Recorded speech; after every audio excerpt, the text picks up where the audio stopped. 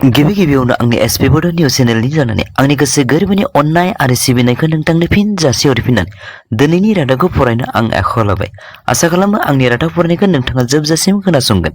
दिनैनि रादाबखौ फरायदों आं मुस्रि फैमाल नार्जारि। फैबाय थानाय लोकसभा इलेक्सनखौ बिजेपिआ देरहासार खालामनानै थामथि खेबनि थाखाय दिल्लीयाव भारतनि गाहाय मन्त्रि नरेन्द्र मोदी बिथांखौ गाहाय मन्त्रिनि बिबानखौ होफिननो थाखाय बिजेपिआ जेरैबायदि राजखान्थिनि फोथाराव गोख्रों नोजोर लादों, थिग बे नोजोरखौ बिटिआरआवबो एसेबां गोरलैयै लायाखै। बिथांमोना थांनाय दुर्गा फुजानि एसे आगोल गासै 40 मन्त्रि एमएलएफोरखौ बिटिआरआव गावसोरनि राजखान्थिनि गोहोखौ नायनायजों लोगोसे गावसोरनिनो असे राजखान्थि लोगो इउपिपिएलनि गोख्रोंथिखौबो नोजोर लालांदों, जायनि थाखाय 40 मन्त्रि एमएलए बिथांमोना राजखान्थिनि बे गोहोखौ बिजेपि अफिसाव रिपर्ट होयो आरो जेब्ला आसामनि गिबि मन्त्रि डक्टर हिमन्त बिश्व शर्मा बिथाङा बे रिपर्टखौ थांनाय मंगलबारै लानानै हरखाब इउपिपिएल राजखान्थि दोलोआ रायजोफोरनि अनसायनाय गोमालांनाय खौरांखौ लानानै बिजेपि भवननिफ्राय आसामनि गिबि मन्त्रि डक्टर हिमन्त बिश्व शर्मा बिथाङा इउपिपिएलखौ बोखांनायनि सार्थआव आरो बिजेपिनि एलायन्स पार्टिया जेननाय माने गावसोरनि बेसेबांबा गेदेर जेननाय बेखौ लानानै बिटिआरनि 15टा विधानसभा समष्टिनि मोनफ्रोमबो समष्टियाव 200टा पुलिं स्टेशनखौ लानानै गासै 3000टा पुलिं स्टेशनाव बिजेपिनि बुथ लेभेलनि दैदेनगिरिफोरखौ लोगो हमनानै बेफोर ओनसोलनि रायजो राजाफोरनि दुखु सुखुखौ खौरां लाहैनो थाखाय गोख्रों बिथोन होयो। थामहिनबा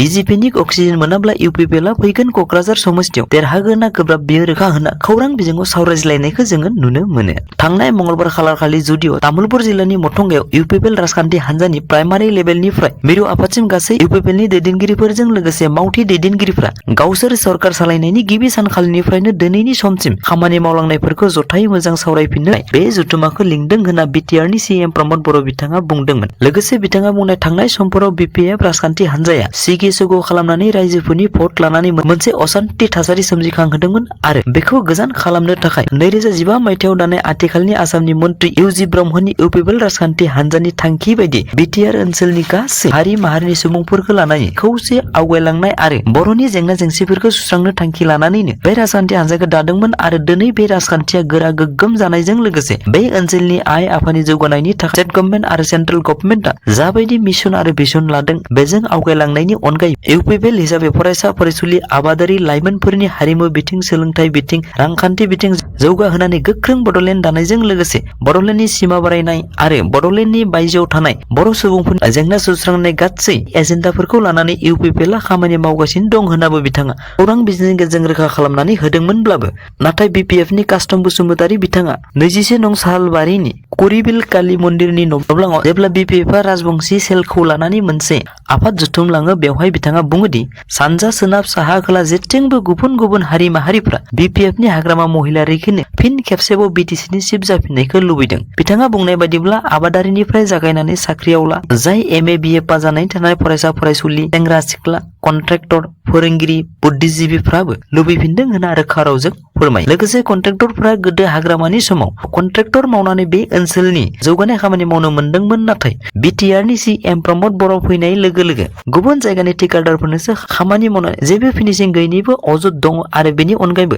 बोसोरथाम बारलांबायब्लाबो सासेबो एमए बिए पास जानायफ्रा बिटिआरनिफ्राय सासेबो साख्रि मोननो हायाखै। जाय फरायसायाव साख्रि मोनदोंमोन बेफोरबो गोदो बिपिएफनि समनिनो होननानै रोखा रावजों बिथाङा बुंथियो। आरो बेनि अनगायैबो बिथांमोना 17 बोसोरनिल' बाथ्रा बुंनो रोंगौ, नाथाय बिथांमोनाव खामानि मावनायनि जेबो एजेन्डा गैया होनना बिटिआरनि टेट फोरोंगिरिफ्रा दिनैसिमबो साख्रि मोनाखै, नाथाय एखे समनि पास जानायफ्रानो आउट अफ बिटिसिआव साख्रि मोनजोब्बाय होननाबो बिथाङा रोखा रावजों फोरमायो। आरो लोगोसे इउपिपिएलआ सरकाराव फैयोब्ला 5 लाख साख्रि होगोन होनना बुंनाया दिनै 3 बोसोर जाफैबाय, नाथाय सासेबो साख्रि होनो हायाखै, जायनि थाखाय प्रमद बर'नि समाव बिटिसिनि रायजो राजाफ्रा फारफ्रोम बिथिङाव डिप्राइभ जादों होननाबो खौरां बिजोंनि गेजेरजों गोख्रों अजद लाबोयो। मैया समाजारि बिजोंनि गेजेरजों हरखाब सिनायजानो हानाय बिटिसिनि कन्ट्रेक्टर गौतमनि गाहाय नेहाथारि बिक्रम दैमारि बिथाङा एम प्रमद बर'नि सायाव एलिगेसन लाबोनाय। बिथाङा गावनि आखायाव क'क्राझार जिल्लानि पेनार्टि डिपार्टमेन्टनि 15 फाइनेन्सनि फोरमान गोनां लेखा लानानै माखासे सरासनस्रा सुबुंफोरा मोनथियै बाथ्राफोरखौ रोखा रोखायै बुंथिनानै होनाय आरो 52टा खामानिखौ सासेल' कन्ट्रेक्टर जाय आउट अफ बिटिआरनि एमएस आसाम एजेन्सि बेलासिपारानि कन्ट्रेक्टरनो होनाय बिटिआरनि सीएम प्रमद बर' बिथाङा मा सार्थ थानो हागौ होनना गोख्रों रावजों सोंखारिनाय। लोगोसे अदालगुरि उदालगुरियावबो एखे MS आसाम एजेन्सि बेलासिपारा बिथांनोनो 52टा खामानिखौ होनायाव बिथाङा मा सार्थ थानो हागौ होनना सोंलु दैखांबोनाय आरो एबसुफ्रा संग्रामखौ दोनथ'नायनि थाखाय बिथांमोनाबो गावसोरनि गथ' गथाय बिसि फिसायजों संसार जानाय लेखा फराखौ मोजां परिबेस खालामनो गोबां नाजानाय गोनांफ्रा दिनै मोनसेबो खामानि मोनाखै नाथाय सासेल' मानसिया बोरै 110टा खामानि मोननो हायो होनना गोख्रों सोंलु खालामनाय लोगोसे बिथाङा गाव मोनाब्लाबो एक्स NDFB आरो एक्स एबसुफोरनो होनांगौमोन होनना बुंनायजों लोगोसे बडलेण्ड गेस्ट हाउसआव करापसननि मोनसे रोखा सावगारि दिन्थिनानै बेवहाय बिथाङा बुंनाय कन्स्ट्राक्सननि खामानि हिसाबै 352 कौटि रां नाथाय रिपारिंआव 280 कौटिल' दिन्थिदोंब्लाबो नाथाय मोगथाङाव बिथांनि बायदिब्ला 50 आरो 60 लाखनि बारा खरसा जायै बेफोर बाथ्राफोरखौ समाजारि बिजोंनि गेजेरजोंल' बुंबाय थाब्लाबो जानाय नंलिया होनना बेफोरखौ एभिडेन्स लानानै रायजो राजाफोरनि गेजेरावबो फोसावनांसिगोन होनना मैया 9 नं बनरगाव BPI प्राइमारिनि बुथ कमिटि दाफुंनाय हाबाफारियाव बाहागो लानानै बिक्रम दैमारि बिथाङा खौरां बिजोंनि गेजेरजों रोखा खालामनायखौ जोङो नुनो मोनो। मोननैसो सोमोनांथाव बाथ्रा मैया गुवाहाटी बशिष्ठ पुलिस थानानि 450 रांनि गंसे स्टेपलारखौ सासे सिखाव खावनानै लाना थाङो। सुलुङाव फोरमायनाय बायदिब्ला बे जाथायनि थाखाय SI धनन्जति तामुली बिथाङा गांसे एजाहार होयो होनना सुलुङाव फोरमायो। हरै मैया एयार इन्डियायाव सासे 56 बोसोर बैसोनि इन्जिनियारा एर'प्लेनखौ रिपारिं खालामबाय थानाय समावनो पिसलायना गोग्लैयो आरो खर'आव दुखु मोननानै थैयो होनना सुलुङाव फोरमायो। लोगोसे सुलुङाव फोरमायनाय बायदिब्ला बिथाङा नभेम्बरनि 6 आरो 7 खालाराव हराव डिउटि दङमोन आरो बेवहायनो बे जाथाया जानो मोनो होननाबो दिल्ली एयारपर्टनि ट्रि पुलिसा खौरां बिजोंनि गेजेरजों रोखा खालामनानै होयो। सोलिबाय थानाय क्रिकेट वर्ल्ड कापआव इन्डियाया आफ्रिकाखौ फेजेननानै देरहासार जानायखौ रंजानायजों कलकातानि इडेन गार्डेन स्टेडियामनि बायजोआव फटका गावनायनि जाहोनाव मासे पुलिसफोरनि गराया थैयो होनना सुलुङाव फोरमायो। लोगोसे सुलुङाव फोरमायनाय बादिब्ला गंनै गंथाम गारियावबो फटका गावनायनि अर नांनानै बेरफ्रुयो होननाबो सुलुङाव सासे पुलिस अफिसारा फोरमायो। हरै फैबाय थानाय राजस्थाननि इलेक्सनाव 78 बोसोर बैसोनि सासे MJ एन्ड्रिकानि जब कार्ड हल्डार टिटार सिंह मुंनि सासे सुबुङा इलेक्सनाव फिन बाहागो लाफिननो साखाफारा जानायखौ सुलुङाव फोरमायदों। सुलुङाव फोरमायनाय बादिब्ला बिथाङा 1970 मायथाइनिफ्रायनो इलेक्सनाव बाहागो लाबोदोंमोन नाथाय मख'थावना बाथ्रादि बिथाङा गासै 31 खेब इलेक्सन गेलेदोंब्लाबो खेबसेयावबो देरहायाखै होननाबो सुलुङाव रोखा खालामना